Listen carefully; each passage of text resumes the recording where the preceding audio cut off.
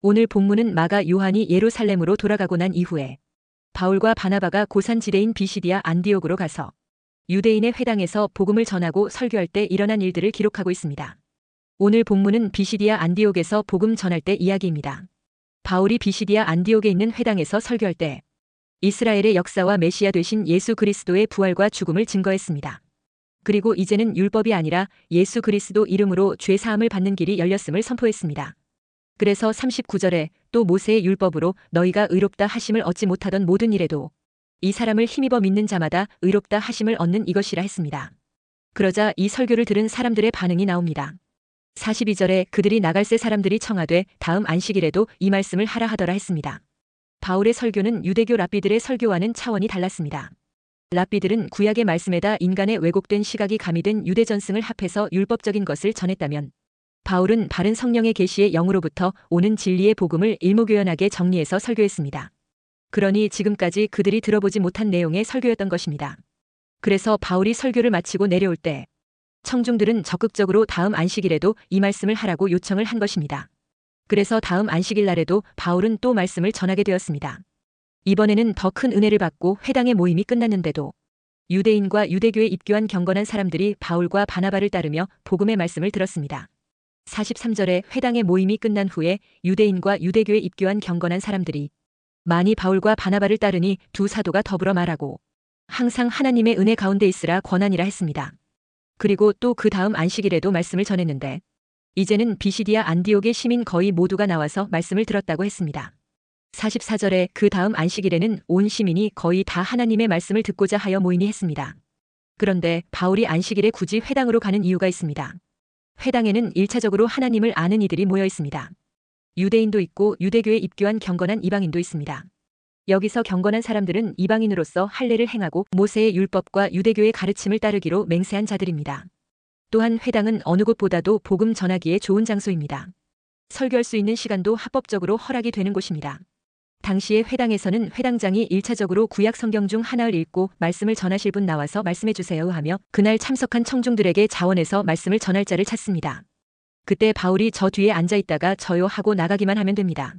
그렇게 하여 바울은 예수님이 그리스도 되심을 그 회당에서 전했는데 많은 사람들이 믿게 되었다고 했습니다.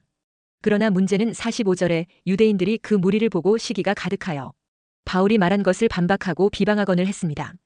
여기서 유대인들이 시기하여 바울을 비방하고 핍박한 이유는 단순한 신학적 불일치 이상의 영적 질투와 자기들의 권위가 무너질 것에 대한 위기의식 때문이었습니다.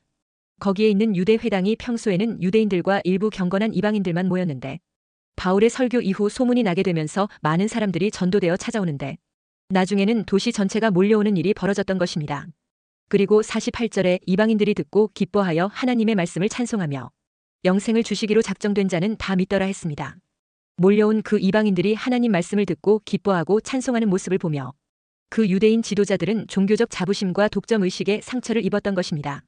유대인들은 오랫동안 하나님의 말씀은 유대인만의 특권이라 생각했는데 이방인도 동일한 자격으로 복음을 듣고 구원받는 것에 대해 받아들이기 어려웠던 것입니다. 그리고 자신들의 권위와 영향력이 바울과 바나바가 전하는 복음에 밀리는 것이 두려웠던 것입니다. 그리고 바울이 전하는 설교는 예수 그리스도를 메시아로 증언하고 율법이나 성전 중심의 구원관이 아니라 은혜와 믿음으로 받는 구원을 강조했기에 거부감이 생긴 것입니다.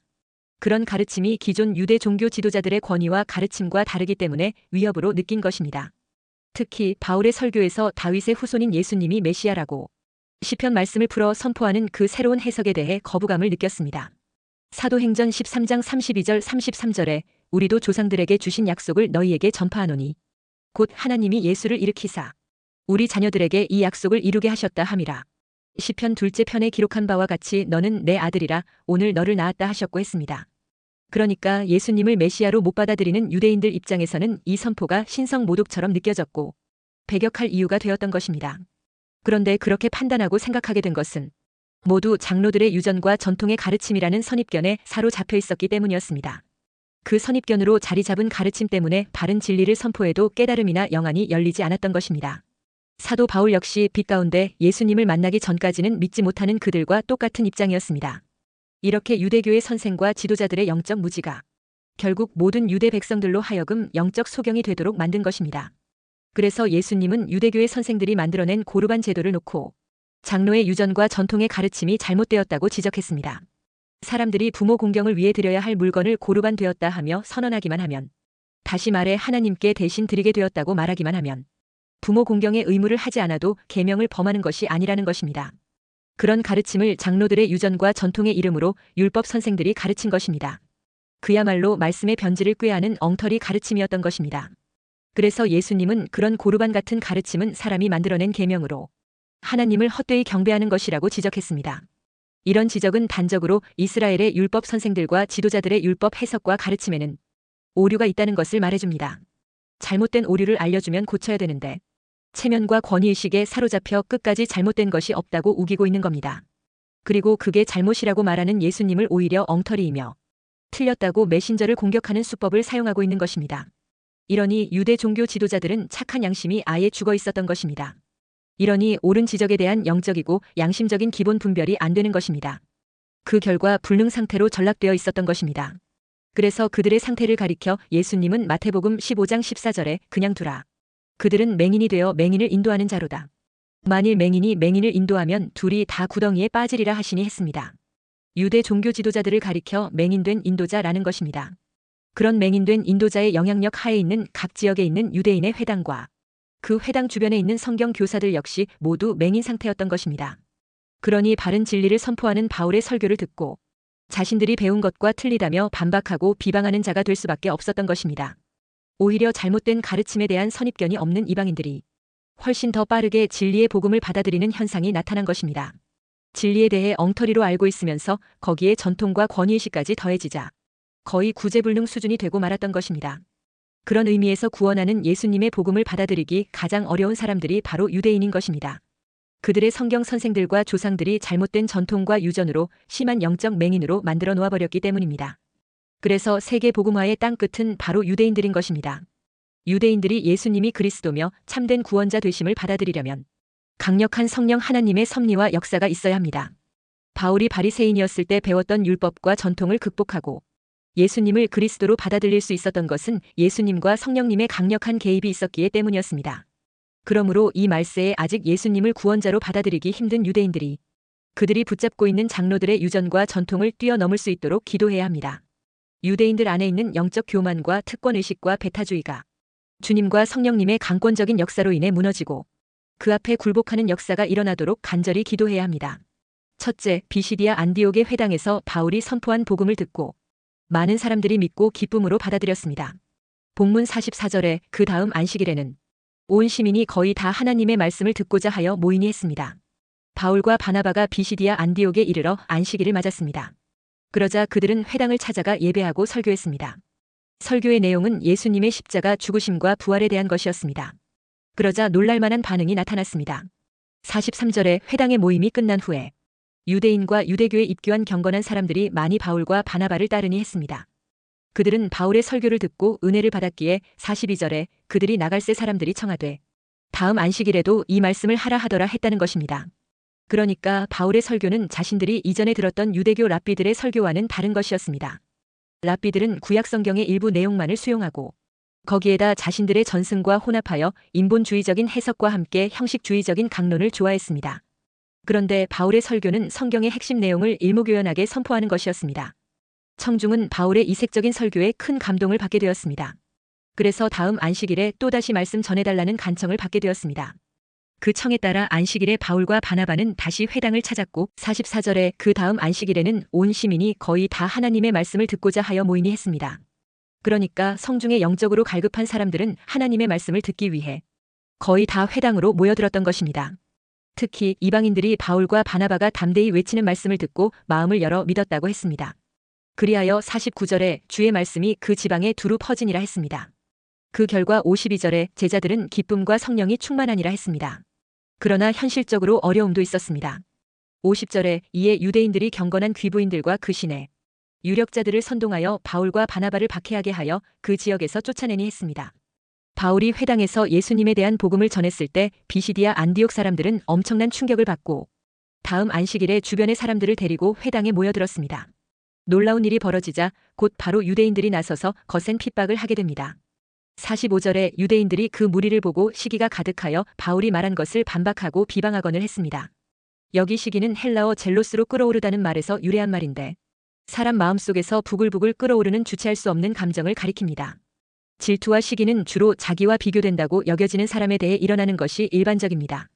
그러므로 본문의 유대인들은 바울과 바나바처럼 평소에 회당에서 설교하는 위치에 있는 사람들임을 짐작할 수 있습니다.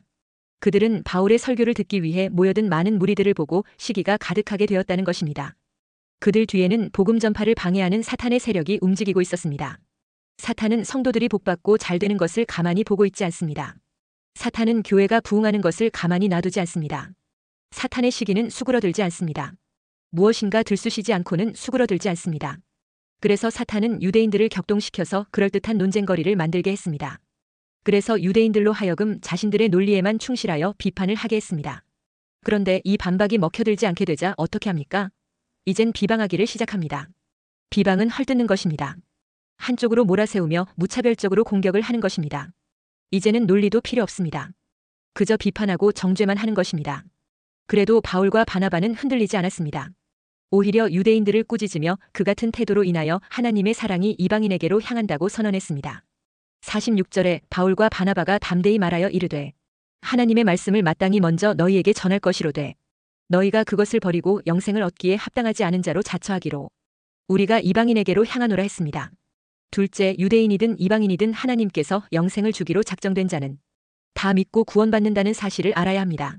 48절에 이방인들이 듣고 기뻐하여 하나님의 말씀을 찬송하며 영생을 주시기로 작정된 자는 다 믿더라 했습니다. 그러면 이 사람이 영생을 받기로 작정된 자인지 아닌지를 어떻게 압니까? 그것은 영생의 말씀 앞에 나타나는 믿음의 반응을 보면 알 수 있습니다. 그리고 진리의 말씀을 들으면 영생 얻을 사람은 믿음의 반응을 일으킵니다. 스위치는 모든 기계를 작동시키는 만능 도구입니다. 버튼만 누르면 밥솥도 에어컨도 작동하게 됩니다. 기계가 고장나지 않은 한 스위치를 누르는 순간 반응을 하게 되어 있습니다. 스위치라는 것이 기계가 작동하는데 영향을 주듯이 하나님의 말씀은 우리의 모든 삶에 영향을 줍니다. 기계의 스위치가 거부할 수 없는 삶의 필수품이듯이 하나님의 말씀은 우리 삶의 중심에 있어야 하는 것입니다. 스위치를 누르면 즉시 반응을 보이듯이 하나님의 말씀의 스위치가 켜지면 우리 안에 믿음의 반응이 일어나게 되는 것이 정상적인 현상인 것입니다. 우리가 고장난 인생만 아니라면 반드시 창조주 하나님의 말씀의 스위치 앞에 반응하게 되어 있는 것입니다. 비시디아 안디옥의 유대인 회당에 있던 사람들은 안식일마다 선지자의 글을 읽고 들었습니다. 하지만 여전히 겨울처럼 춥고 못먹은 사람처럼 배가 고프고 말씀에 대한 갈증이 있었던 것입니다. 그러나 비시디아 안디옥에도 은혜의 봄날이 찾아왔습니다. 꽁꽁 얼어붙은 땅속에서 잠자고 있던 생명들이 꿈틀거리기 시작했습니다. 바울의 설교를 통해 예수 그리스도의 메시지를 접한 사람들이 반응을 보이기 시작했습니다. 그 자리에 모인 사람들은 다음 안식일에도 바울이 전하는 말씀을 또다시 듣고 싶다고 말했습니다. 그리고 그 중에 많은 사람들이 바울과 바나바를 신뢰하고 따르게 되었습니다. 또한 말씀이 끝났는데도 사람들이 가지 않고 바울과 바나바와 교제를 가지면서 함께 말씀을 나누었습니다. 이들은 하나님 말씀의 스위치가 작동되자 그 말씀으로 인해 이런 믿음의 반응을 보였던 것입니다. 그 말씀을 통해서 이 사람들은 하나님의 은혜를 받아 믿게 된 것입니다. 그래서 바울과 바나바는 그들에게 항상 하나님의 은혜 가운데 있으라고 권면했습니다. 그러니까 바울의 설교를 통해 하나님의 생명의 말씀의 스위치가 들어가자 영생을 주시기로 작정된 자는 다 믿었던 것입니다. 바울이 입을 열어 담대히 십자가와 부활의 예수님을 증거하고 이 예수님을 믿음으로 죄사함과 의롭다함의 은혜를 입고 하나님의 자녀가 되고 천국 백성이 된다는 복음을 선포한 것입니다. 그러자 성령께서는 그들의 마음의 문을 열어 감동을 주어서 믿도록 하셨다는 것입니다. 이렇게 전도는 하나님의 구원 역사에 내 인생이 쓰임받게 되는 가장 귀하고 복된 사역인 것입니다. 구원하는 복음을 증거하면 성령의 역사로 영혼이 살아난 사람은 하나님의 말씀 앞에 믿음의 반응을 보이게 되는 것입니다. 비시디아 안디옥의 회당에서 바울이 전하는 말씀을 듣고 믿음의 반응을 보인 사람들처럼 영생을 주시기로 작정된 자는 반드시 반응하게 되어 있는 것입니다. 그러나 영생이 없는 죽은 영에게는 아무리 생명의 말씀을 선포해도 영혼이 잠들어 있어서 말씀 앞에 아무런 느낌도 반응도 없는 것입니다. 수술할 때 전신 마취를 하면 통증이 느껴지지 않습니다. 그와 같이 사람의 영혼이 세상의 것으로 취하여 마비가 되어 있으면 아무리 좋은 말씀이 선포되어도 믿음의 반응을 하지 못하는 것입니다. 그래서 하나님께서는 이사야 선지자를 통하여 영적으로 마비된 이스라엘 백성들에게 이렇게 선포합니다. 이사야 1장 3절에 소는 그 임자를 알고 나귀는 그 주인의 구유를 알 것만은 이스라엘은 알지 못하고 나의 백성은 깨닫지 못하는도다 하셨도다 했습니다. 그러므로 우리의 심령이 세상 것으로 마비되지 않도록 해야 합니다. 안 그러면 깨닫지 못해 멸망의 길로 갈 수 있는 것입니다. 이사야 6장 9절에 여호와께서 이르시되 가서 이 백성에게 이르기를 너희가 듣기는 들어도 깨닫지 못할 것이요 보기는 보아도 알지 못하리라 하여 했습니다. 우리는 하나님의 말씀에 믿음으로 반응하는 심령이 되도록 은혜를 구해야 합니다. 말씀에 믿음으로 반응하게 되면 먼저는 나의 삶의 변화가 일어나게 됩니다. 그러나 악하고 음란하고 완악한 세대는 말씀에 반응하지 않습니다. 예수님은 말씀에 반응하지 않는 세대를 보고 탄식하셨습니다. 마태복음 11장 17절에 이르되 우리가 너희를 향하여 피리를 불어도 너희가 춤추지 않고 우리가 슬피 울어도 너희가 가슴을 치지 아니하였다 함과 같도다 했습니다. 항상 하나님의 말씀에 바로 반응하는 살아있는 심령이 되시기를 주의 이름으로 축원합니다. 셋째, 하나님의 말씀에 반응하며 은혜 받는 심령이 되려면 항상 하나님의 은혜 가운데 있어야 합니다. 43절에 회당의 모임이 끝난 후에 유대인과 유대교에 입교한 경건한 사람들이 많이 바울과 바나바를 따르니 두 사도가 더불어 말하고 항상 하나님의 은혜 가운데 있으라 권하니라 했습니다. 사도행전 7장에서 스데반이 유대인들을 향해 설교할 때 왜 유대 민족이 이방 나라의 노예가 되고 포로가 되고 왜 속국이 되었는가 하는 것을 말합니다. 그 이유를 이스라엘이 단 한 번도 여호와 하나님을 제대로 섬긴 적이 없었기 때문이었다고 말합니다. 항상 우상과 겸하여 하나님을 섬겨왔다고 말했습니다. 그 조상들이 마치 신앙생활을 우상 숭배자들이 사용하는 무슨 부적처럼 여겼다는 것입니다.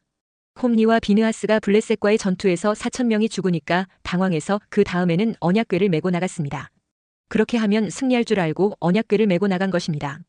그러나 오히려 3만 명이 죽고 언약궤까지 빼앗기고 홈리와 비느하스는 그 전쟁에서 전사하여 죽고 말았습니다. 그 소식을 전해 들은 엘리 제사장은 놀라서 의자에서 넘어져 목이 부러져 죽었습니다. 이게 무슨 뜻입니까? 무조건 언약궤 메고 나간다고 블레셋을 이기는 것이 아니라는 겁니다. 다시 말해 그냥 예배드린다고 해서 우리가 승리하는 것이 아니라는 것입니다. 정말로 내가 복음을 제대로 깨닫고 체험하고 누리면서 예배하지 않는다면 헛되이 성전 마당만 밟는 이스라엘이 되고 마는 것입니다. 그래서 이스라엘이 망한 것입니다. 말라기 1장 10절에 만군의 여호와가 이르노라 너희가 내 제단 위에 헛되이 불사르지 못하게 하기 위하여 너희 중에 성전 문을 닫을 자가 있었으면 좋겠도다. 내가 너희를 기뻐하지 아니하며 너희가 손으로 드리는 것을 받지도 아니하리라 했습니다. 그들이 비시디아 안디옥에 있는 회당에 나가 예배드려도 하나님이 보내신 당신의 외아들 예수님이 구원자 메시아 되심을 깨닫고 그 이름을 믿고 굴복하지 않는 한 모든 예배는 헛되이 드리는 종교행위에 불과하게 되는 것입니다.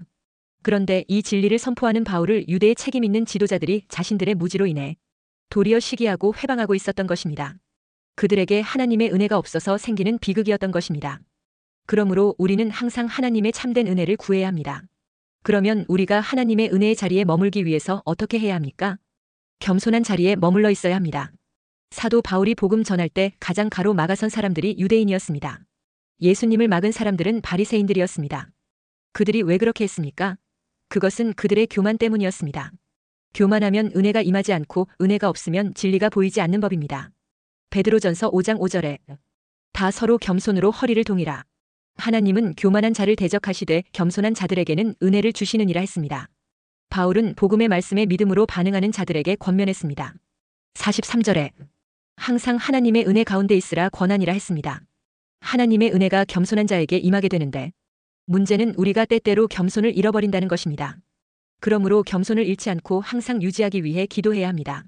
다윗은 하나님으로부터 오는 은혜의 심령이 항상 유지되도록 종일 하나님께 은혜를 구했다고 했습니다. 시편 86장 3절에 주여 내게 은혜를 베푸소서 내가 종일 주께 부르짖나이다 했습니다. 우리의 심령이 은혜 받을 수 있는 겸손한 심령을 유지하는 것은 결국 하나님의 도우심이 있어야 되는 일입니다. 그런데 안타깝게도 우리가 어떻습니까? 항상 은혜 가운데 머물기를 원하면서도 정작 하나님께 은혜를 구하는 일에는 인색할 때가 많습니다. 야고보서 4장 2절에 너희는 욕심을 내어도 얻지 못하여 살인하며 시기하여도 능히 취하지 못함으로 다투고 싸우는도다. 너희가 얻지 못함은 구하지 아니하기 때문이요 했습니다. 구하지도 않으면서 어찌 얻기를 바랄 수 있겠느냐는 것입니다. 그러므로 이제부터라도 전능하신 하나님을 믿고 구하시기 바랍니다. 하나님께 부르짖어 구해야 합니다. 다윗은 은혜를 얻기 위해 종일 주께 부르짖었다고 하지 않습니까? 다윗이 승리하고 은혜 가운데 하나님의 마음에 합한 자가 될 수 있었던 비결은 종일 주께 부르짖고 기도하는 마음으로 살았기 때문이라고 했습니다. 바울은 비시디아 안디옥에서 하나님의 은혜를 입어 예수님을 주와 구주로 영접하고 믿게 된 자들을 향해 권면했습니다. 여러분들이 계속 은혜 가운데 믿음이 자라고 성장하기 위해 항상 하나님의 은혜 가운데 있으라 했습니다. 그러므로 여러분은 재림의 주님 앞에 서는 그날까지 항상 자신을 살펴서 겸손과 성결과 사모하는 중심을 잃지 않고 하나님의 은혜 가운데 있게 되시기를 주의 이름으로 축원합니다.